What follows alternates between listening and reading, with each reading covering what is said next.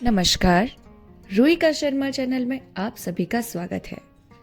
आज की हमारी कहानी की लेखिका है सुभद्रा कुमारी चौहान जी, जिनकी कहानी का नाम है वैश्या की लड़की। कहानी का नाम सुनकर तो आप समझ ही गए होंगे कि यहाँ पर हम किसके बारे में बात कर रहे हैं। तो मैं आपको बता दूं कि ये एक प्रेम कहानी है और उसके बाद जो ट्विस्ट आने वाला है वो तो आप लोग खुद ही समझ जाएंगे। तो चलिए कहानी को शुरू करते हैं। छाया प्रमोद की सहपाठिनी थी। प्रमोद नगर के एक प्रतिष्ठित और कुलीन ब्राह्मण परिवार का लड़का था और छाया थी एक नगर की प्रसिद्ध नर्तकी की इकलौती कन्या। नगर में एक बहुत बड़ा राधा कृष्ण का मंदिर था, जहां ना जाने कितने सदाव्रत रोज बढ़ जाता था। सैकड़ों साधु संत मंदिर में पड़े पड़े भगवत जन करते, मनमाना भोजन करते और मनमाना अनाचार करते। छाया की माँ इसी मंदिर की प्रधान नर्तकी थी। मंदिर को छोड़कर दूसरी जगह वह गाने बजाने कभी ना जाती। मंदिर के प्रधान पुजारी की उस पर विशेष कृपा थी, इसीलिए उसे किसी बात की कमी न थी। गंगा के किनारे उसकी विशाल कोठी थी, जहां से सदा संगीत की मधुर ध्वनि आया करती। नगर के संगीत प्रेमी जब स्वयं ही उसके यहाँ पहुंच जाते तो राजरानी उन्हें निराश न करती, किंतु वह कभी किसी के यहाँ बुलाने पर गाने के लिए नहीं जाती थी। छाया इसी राजरानी की इकलौती कन्या थी। राजरानी की सारी आशाएं इसी कन्या के ऊपर अवलंबित थी। विद्या अध्ययन की ओर छाया की अधिक रुचि देखकर राजरानी ने उसे स्कूल में भर्ती करवा दिया। अम्मा, मुझे स्कूल जाना है, जाने दो ना। अरे बिटिया, क्या करेगी स्कूल जाकर? हाँ अम्मा प्लीज। चल ठीक है, चली जा। छाया नगर की पुरानी प्रथा के अनुयायियों के विरोध करने पर भी कुलीन घर की लड़कियों के साथ पढ़ते पढ़ते कॉलेज तक पहुंच गई।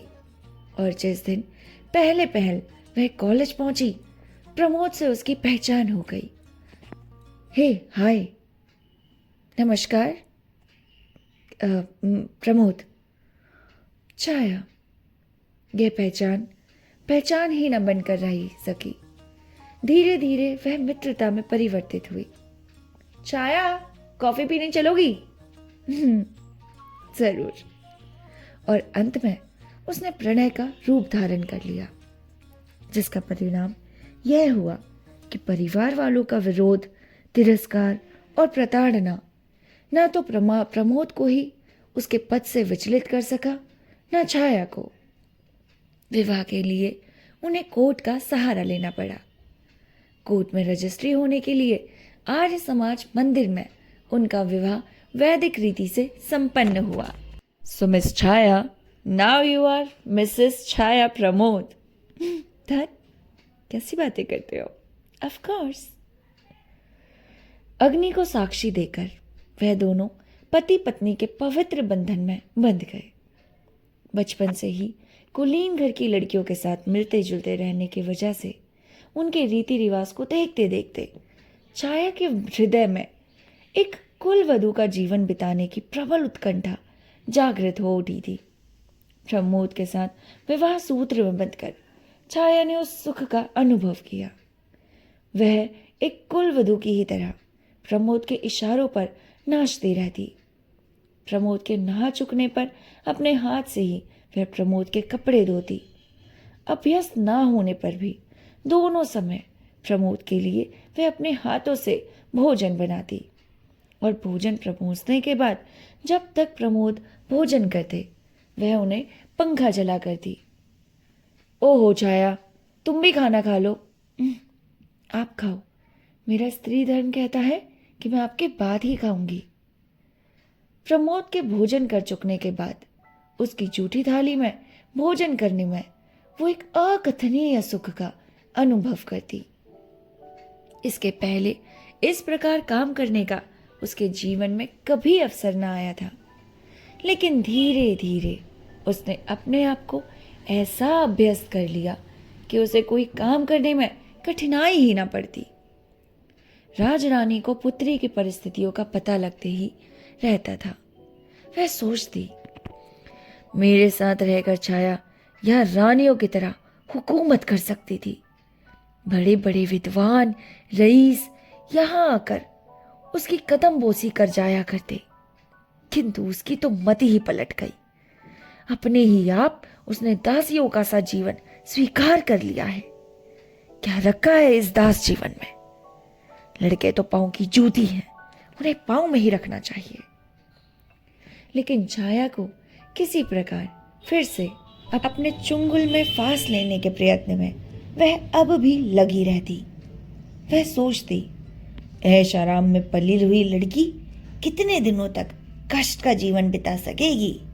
अरे कभी ना कभी चेतेगी और आवेगी, आवेगी रे आवेगी। किंतु छाया तो माता के घर के ऐश आराम को घृणा की दृष्टि से देखती थी।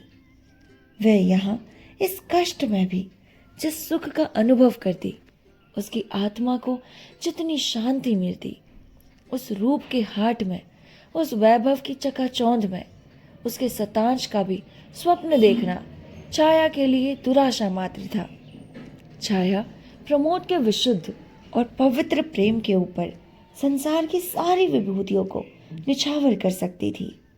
प्रमोद के साथ यह छोटा सा मकान उसे नंदनवन से भी अधिक सुहावना जान पड़ता था।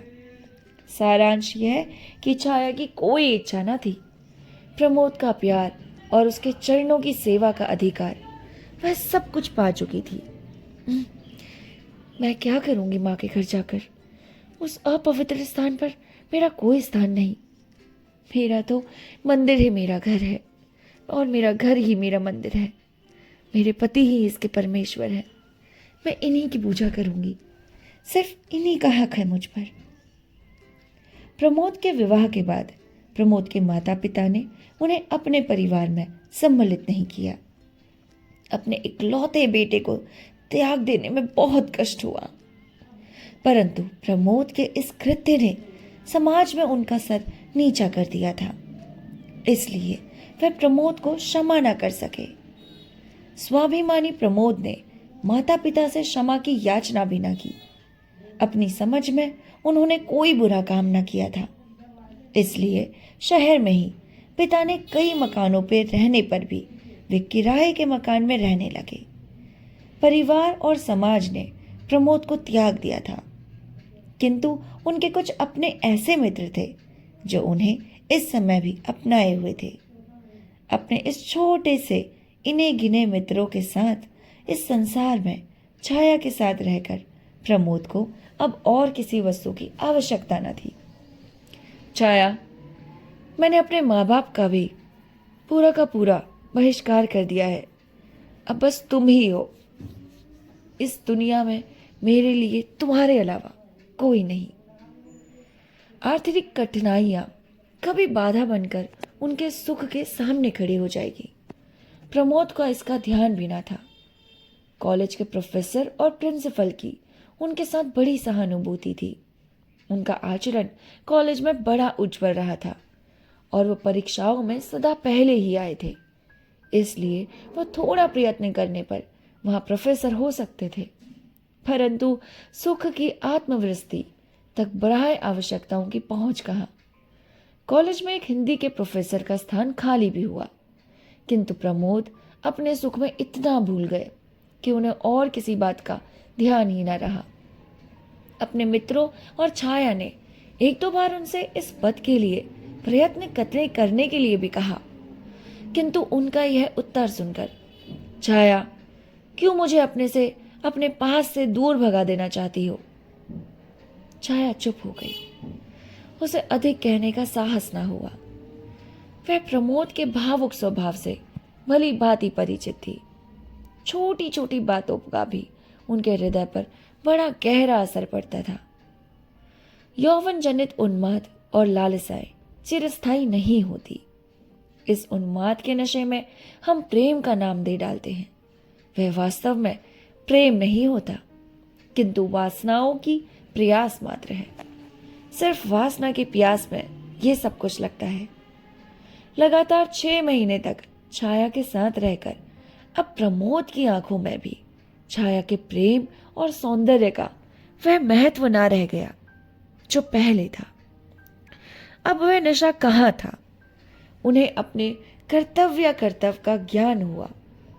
उन्हें अभी ऐसा जान पड़ता था कि उन्होंने कोई बड़ी भूल कर डाली है। आर्थिक कठिनाइयां उन्हें पद पद पर शूल की तरह कष्ट पहुंचा रही थी। इसके अतिरिक्त माता पिता के स्नेह का अभाव उन्हें अब बहुत अधिक खटक रहा था। मेरी माँ मुझसे कितना प्यार करती थी, मुझे हाथों से खाना खिलाती थी। अभी भी चला जाऊंगा तो प्रमोद प्रमोद करती रहेगी, लेकिन क्या करूं मैंने? क्यों शादी कर ली? क्यों? उनका चित्त व्याकुल सा रहता। बार बार उस स्नेह की शीतल छाया में दौड़कर शांति पाने के लिए उनका चित्त चंचल हो उठता।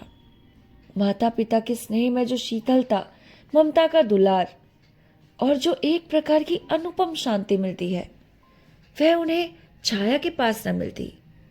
छाया के प्रेम में उन्हें सुख मिलता था, शांति नहीं।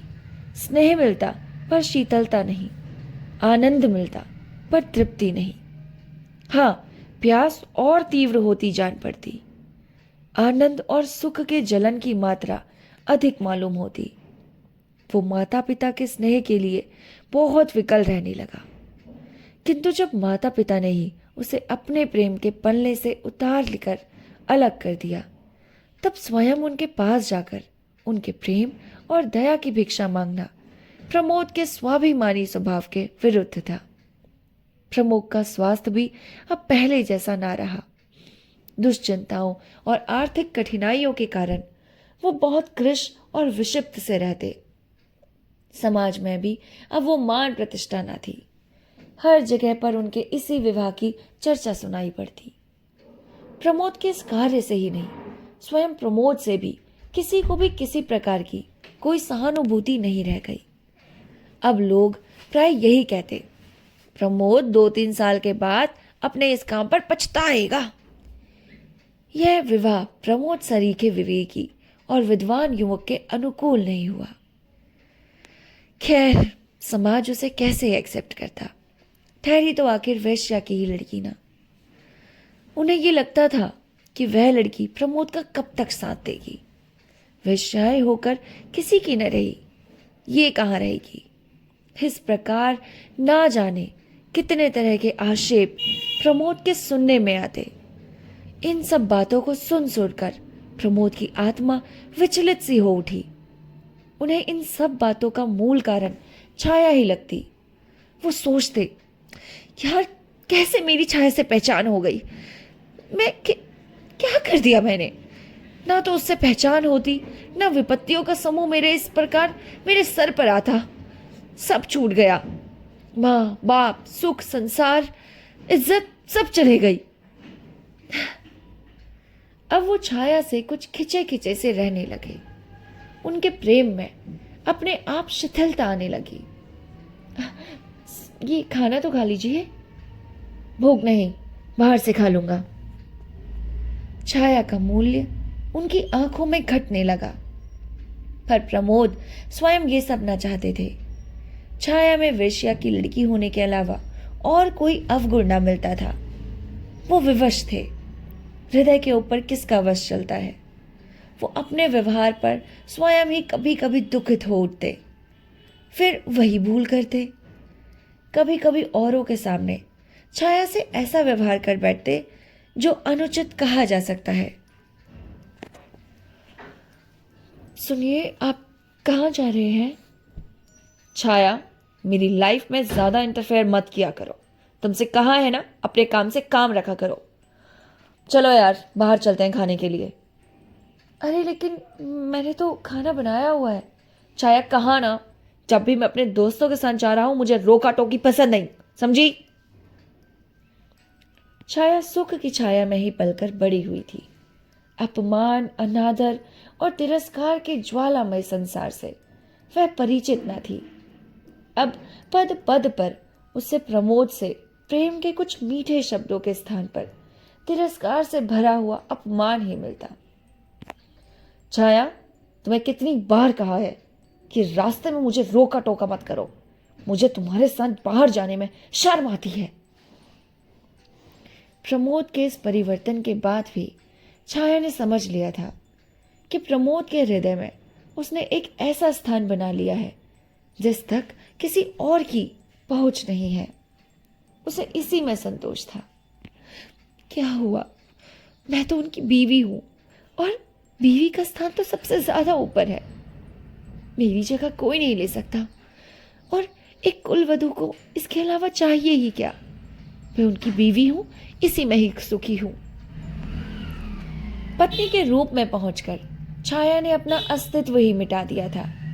प्रमोद के चरणों में उसके लिए थोड़ा सा स्थान बना रहे, यही उसकी साधना थी। और इस साधना के बल पर ही वह प्रमोद का किया हुआ अपमान और तिरस्कार हंसकर सह सकती थी। उसके ऊपर इस अपमान और तिरस्कार का अधिक प्रभाव न पड़ता। प्रमोद के जरा हंसकर बोलने पर वह सब कुछ भूल जाती। जो उसे कुछ याद रहता केवल प्रमोद का मधुर व्यवहार।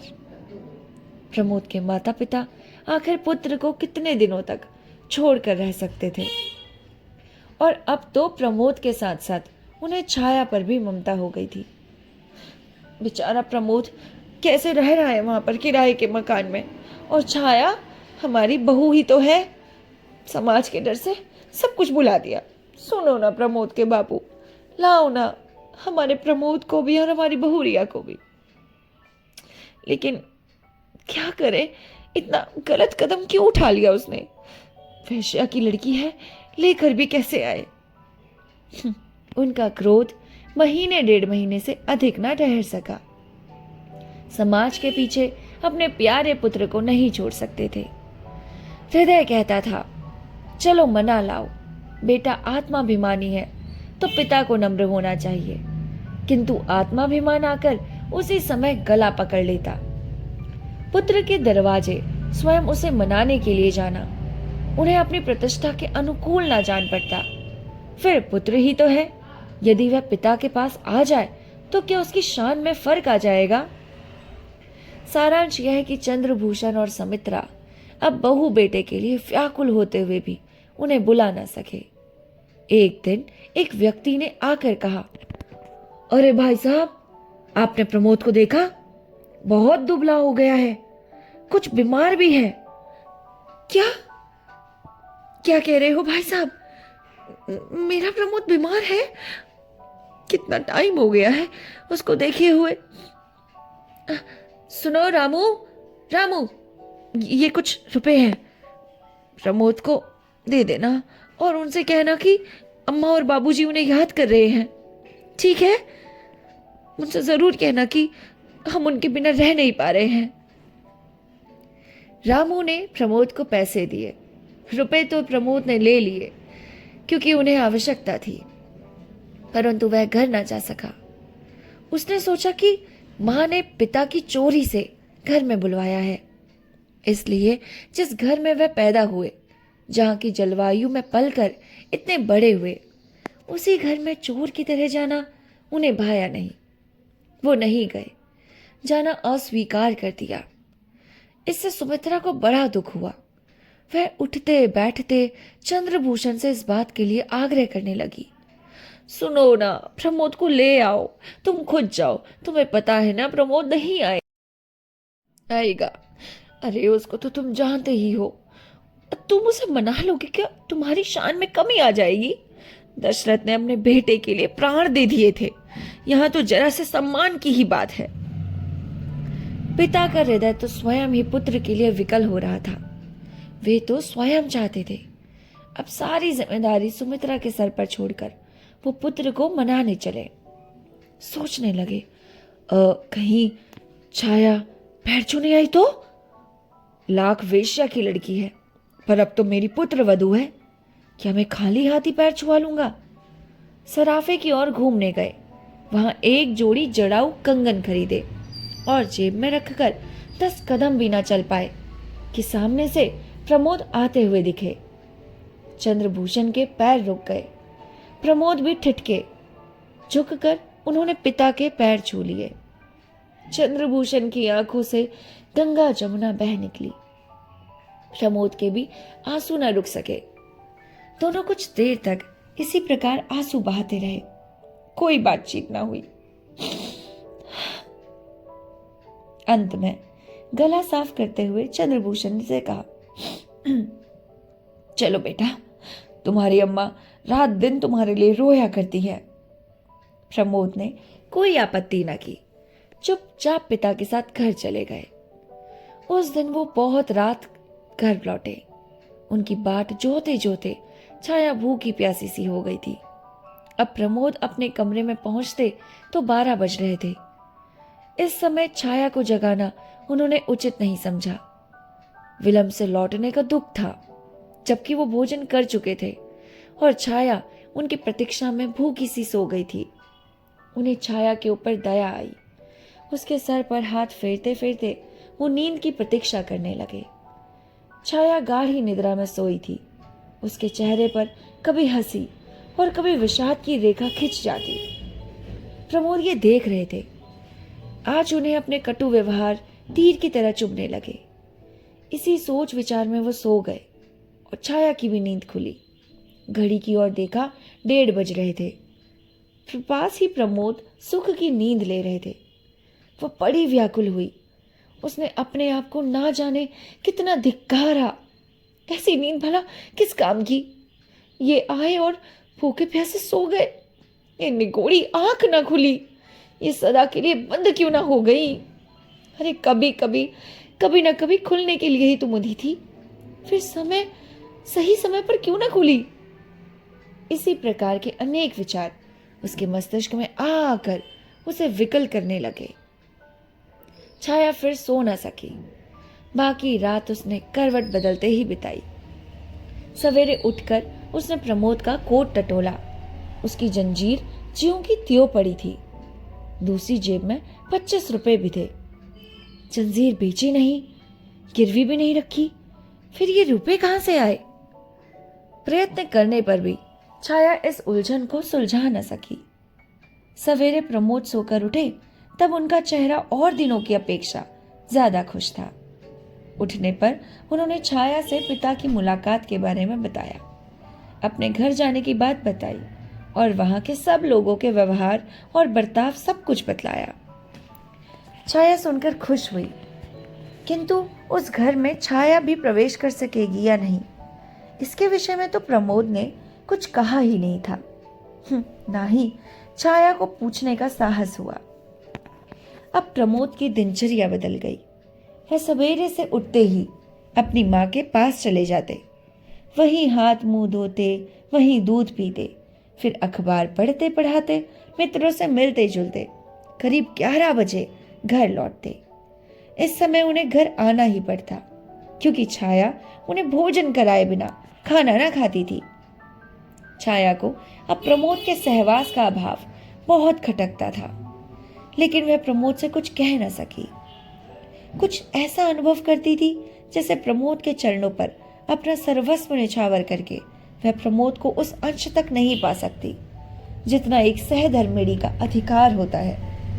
इसी प्रकार 6 महीने और बीत गए। आज वही तिथि थी जिस दिन छाया और प्रमोद विवाह के पवित्र बंधन में बंधकर एक हुए। आज वो बहुत खुश थी। सवेरे उठते ही उसने स्नान किया, एक गुलाबी रंग की रेशमी साड़ी पहनी, जो कुछ आभूषण थे सब पहनकर प्रमोद के उठने की प्रतीक्षा करने लगी। प्रमोद उठे और उठकर प्रतिदिन के नियम के अनुसार पिता के घर जाने लगे। छाया ने पहले उसे रोकना चाहा, किंतु फिर कुछ सोचकर बोली, सुनिए, आज जरा जल्दी लौटना। क्यों, कोई विशेष काम है? आप भूल गई क्या, आज अपने विवाह की वर्षगांठ है? हाँ? होगी। उपेक्षा से कहते हुए प्रमोद ने साइकिल उठाई और वो चल दिए। छाया की आंखें डबडबा गई। वह कातर दृष्टि से प्रमोद की ओर तब तक देखती रही जब तक वो आंखों से ओझल ना हो गए। फिर भीतर आकर अनमैसनक भाव से घर के काम काज में लग गई। भोजन में आज उसने कई चीजें जो प्रमोद को बहुत पसंद थी बनाई, किंतु इधर भोजन का समय निकल जाने पर भी प्रमोद घर ना लौटे तो वो चिंतित सी हुई। उससे रहा ना गया। उठकर वह प्रमोद के घर की तरफ चली। जहां ना जाना चाहती थी वहीं गई, जो कुछ ना करना चाहती थी वही किया। घर के सामने पहुंचकर उसने देखा कि चंद्रभूषण तख्त पर बैठे हैं। छाया को देखते ही वो कुछ स्तंभित से हुए, किंतु तुरंत ही आदर भाव प्रदर्शित हुए। बोले, आओ बेटी, आओ, कैसी हो, आओ बैठो। छाया को ससुर से इस सद्व्यवहार की आशा न थी। वह उनके इस व्यवहार पर बड़ी प्रसन्न हुई। उसकी समझ में न आता था कि वह प्रमोद के विषय में कैसे पूछे। इसी परोपेश में वह कुछ देर चुपचाप खड़ी रही। अंत में अपने सारे साहस समेटकर उसने पूछा, वे कहाँ हैं? किसे? प्रमोद को पूछती हो? वह तो इधर कल शाम से ही नहीं आया। हाँ, वो मिस्टर अग्रवाल के यहाँ बैठा करता है। तुम ठहरो, मैं उसे बुलवा देता हूँ। उधर प्रमोद की माँ दरवाजे की आड़ से खड़ी खड़ी छाया को निहार रही थी। मन ही मन सोच रही थी, कैसी चांद जैसी बहुरिया है। चाल ढाल में तो कुलीन घर की बेटियों से भी अधिक जचेगी, कम नहीं। हाय, बातचीत का ढंग कितना अच्छा है, स्वर कितना कोमल, कितना मधुर। चूल्हे में जाए समाज, जिसके कारण मैं अपने हीरे के टुकड़े को अपने घर में अपने आंखों के सामने नहीं रह सकती। छाया फिर बोली, आप उन्हें ना बुलवाकर मुझे ही वहां पहुंचा दीजिए। अच्छी बात है। चल रामू, मैडम को वहां लेके जाओ। पत्नी से कहा, वे लड़की जिसके साथ तुम्हारे बेटे ने ब्याह किया आज आई है। पत्नी ने तिरस्कार के स्वर में कहा, वह बेचारी तो तुम्हारे दरवाजे तक आई, तुमसे इतना भी ना बन पड़ा उसे घर के भीतर तक ले वाला है। हाँ? वाह, मैंने तो तुम्हारे डर के मारे नहीं बुलाया, नहीं तो बुलाने को क्या हुआ, अपनी बहू तो है। फिर वो भीतर गए और अलमारी से वही कंगन की जोड़ी जो उस दिन उन्होंने खरीदी थी लाकर पत्नी के सामने धर दी। बोले, लो, अब जब वो आए तो ये कंगन पहना देना। सुमित्रा ने चकित दृष्टि से एक बार कंगन को और एक बार पति की ओर देखा, किंतु प्यार से बोली, मेरे लिए तो कभी ऐसे कंगन ना लाए, अपनी बहू के लिए कैसे चुपचाप खरीद लाए, किसी को मालूम भी ना होने पाया। अरे तो कंगनों के लिए ऐसी कलाई भी तो चाहिए। कंगन उठाकर सुमित्रा ने रख लिए। उस दिन से फिर छाया की बात जोने लगी। छाया ने मिस्टर अग्रवाल के घर पहुंचकर देखा प्रमोद ताश के खेल में तल्लीन है। वहां कई युवक और युवतियां थी। प्रमोद सबसे हंस हंस कर बातें कर रहा था। वहां पर मिस्टर अग्रवाल की कांता शांता को छोड़कर छाया की ओर पहचानती न थी। शांता ने छाया का परिचय भी प्रमोद से करवाया था। शांता प्रमोद की बाल सहेली थी और वे उसका बहुत आदर करते थे, लेकिन आज प्रमोद का शांता के पास इस तरह बैठे रहना और छाया की उपेक्षा करना छाया को बड़ा कष्ट कर जान पड़ा। वह सोचने लगी, यहाँ ना आती तो अच्छा होता। वो बैठ ना सकी। 10 मिनट तक चुपचाप खड़ी रही और देखती रही। अंत में छाया की नजर उस पर पड़ी। उसने उठकर छाया को आदर के साथ बिठाया। प्रमोद को छाया का इस प्रकार उसकी खोज में ही सही उसके मित्रों के घर तक पहुंचना बिल्कुल न भाया। सबके सामने वही डांट दिया। वे सर से पैर तक जल उठे। कुछ देर वहां बैठकर फिर अपने घर गए। घर पहुंचकर उन्होंने छाया को खूब आड़े हाथों लिया। जो कुछ जी में आया सब कहते गए। गुस्से में मनुष्य के पास बुद्धि नहीं रह जाती। प्रमोद को जो कुछ कहना था वह भी कहा और जो ना कहना था वह भी। अंत में उन्होंने ये तक कह डाला कि तुम अपने परिवार वालों की चाल क्यों छोड़ सकोगी? गली गली घूमोगी नहीं तो कैसे काम चलेगा? तुम तो मालूम होता है वही करोगी जो तुम्हारी मां आज तक कट रही है। छाया कट सी गई। अपमान उसके चेहरे पर तड़प उठा, लेकिन वह कुछ बोली नहीं। जानती थी कुछ बोलकर अपना अहित छोड़कर वह हित नहीं कर सकती। अंत तक अपने इस कार्य के लिए वह विनम्र भाव से प्रमोद से क्षमा मांगती रही, इस बात का आश्वासन देती रही कि अब उसे कभी ऐसी भूल ना होगी। लेकिन प्रमोद अपने को शांत न कर सका। उन्मत्त की तरह कभी टहलते और कभी चुपचाप लेट जाते। अंत में कुछ देर तक इधर उधर टहलकर वो छाया से बोले, छाया, मैं तो मिस्टर अग्रवाल के घर जा रहा हूं। मुझे वहां शांति मिलती है। शांता के पास पहुंचकर मैं एक प्रकार का सुख और शीतलता का अनुभव करता हूं। वहां मेरी सारी चिंताएं खत्म हो जाती है। वहां मैं जितना रहूं मुझे रहने दिया करो। तुम्हारे पास आकर मुझे सिवाय ग्लानि और शोभ के कुछ नहीं मिलता। तुम्हारे पास मैं शांति नहीं अशांति अधिक पाता हूं। शीतलता नहीं, मुझे जलन होती है। और ये सच ही तो है छाया, अब मैं तुमसे नफरत करने लगा हूं। घिन आती है मुझे तुम्हारे ऊपर। तुम्हारी माँ के घर की दासी का आना और जाना मुझे अच्छा नहीं लगता। तुम्हारे ऊपर विश्वास नहीं रहा। अब तुम मेरे पीछे मत पड़ो। मैं तुम्हें आजाद कर रहा हूं। तुम चाहो तो अपनी माँ के पास जाकर सुख से रहो। मैंने तुमसे शादी कर कर इतने दिन तक रह लिया। अब जी भर चुका है मेरा। अब बस मुझे अपने साथ रहने के लिए विवश मत करो। रोने धोने का मुझ पर कोई असर नहीं होगा। जहां मैं थोड़ी शांति पाता हूं वहां मुझे जाने दो। ये सब कहते हुए प्रमोद बाहर चला गया। छाया वहीं धरती पर लौट कर फूट फूट कर रोने लगी। आज उसे मालूम हुआ वो कितनी असहाय, कितनी विवश और कितनी दुर्बल है। संसार उसे शून्य सा होता हुआ जान पड़ा। उसे ऐसा लगता था जैसे उसका सर्वस्व कोई बरबस उसे छीन लिए जाता है। चीख पड़ी और रोते रोते बेहोश हो गई। पड़ोस की कुछ औरतों ने आकर उसके मुंह पर पानी के छींटे मारे और छाया उठ बैठी।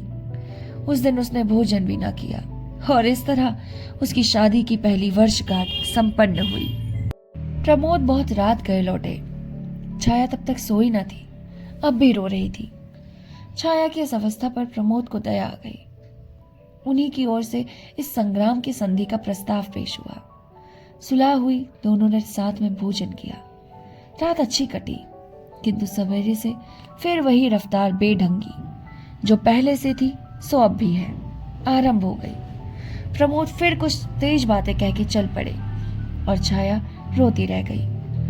राजरानी अपनी पुत्री की दुर्व्यवस्था के विषय में प्रतिदिन सुना करती थी। उसने अपना फिर अंतिम शस्त्र फेंका। दासी से कहला भेजा, अभी कुछ बिगड़ा नहीं है। छाया चाहे तो आकर मेरे साथ सुख से रहे। अरे इतनी बड़ी लाखों की कोठी है, क्यों इतना दुख झेल रही है? जब तक उसकी मां जिंदा है तब तक कुछ ना सोचे। छाया ने अपनी मां से कहला भेजा, मेरी नसों में सीता और सावित्री का खून दौड़ रहा है। मैं आर्य महिला हूं। मैं अपने पति के चरणों को छोड़कर नहीं जा सकती। सीता और सावित्री का महान आदर्श मुझसे कहता है कि मेरे पति ही मेरा परमेश्वर है। पति को छोड़कर स्त्री की कहीं दूसरी जगह गति नहीं हो सकती। उनसे कहना कि मेरी माँ तो मर चुकी है, मैं उन्हें अपनी माँ नहीं मिल समझती। मेरी माँ होती तो मेरी ही तरह पवित्र जीवन बिताती। इस उत्तर से राजरानी के स्वाभिमान को धक्का लगा। उसने सोचा कि अभी और ठोकरें खाने के बाद उसकी अकल ठिकाने आएगी, खुद से चली आवेगी। जैसे ही दासी घर से बाहर निकली, प्रमोद ने घर में प्रवेश किया।